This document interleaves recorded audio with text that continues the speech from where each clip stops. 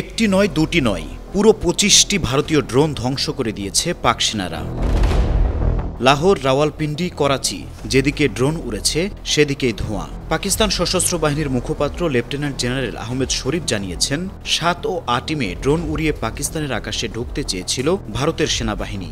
তবে পাকিস্তান সেনাবাহিনী সফট কিল এবং হার্ড কিল পদ্ধতিতে ২৫টি ইসরায়েলে তৈরি ভারতীয় হেরব ড্রোন ভূপাতিত করেছে। বৃহস্পতিবার ৮ মে এই খবর দিয়েছে দ্য এক্সপ্রেস ট্রিবিউন। একটি ড্রোন আংশিকভাবে লাহোরের কাছে একটি সামরিক স্থাপনায় আঘাত হানে। তাতে ৪ জন সেনা সদস্য আহত হন। আর সিন্ধুর মিয়ানো এলাকায় এক বেসামরিক নাগরিকের মৃত্যু ঘটে ড্রোন হামলায়। ডিজি আইএসপিআর বলেন, ভারতীয় হামলার বিরুদ্ধে ধ্বংসাত্মক এবং ভয়াবহ জবাব দিবে পাকিস্তান।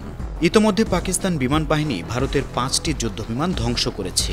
তবে এ বিষয়ে ভারতের পক্ষ থেকে এখনও কোনো আনুষ্ঠানিক বক্তব্য আসেনি। পাকিস্তানের সামরিক বাহিনী বলছে, ভারতের এমন উস্কানিমূলক আচরণ শুধু দক্ষিণ এশিয়াতে নয়, গোটা বিশ্বকে নিরাপত্তার ঝুঁকিতে ফেলেছে। আন্তর্জাতিক ডেস্ক, ৫২ টিভি।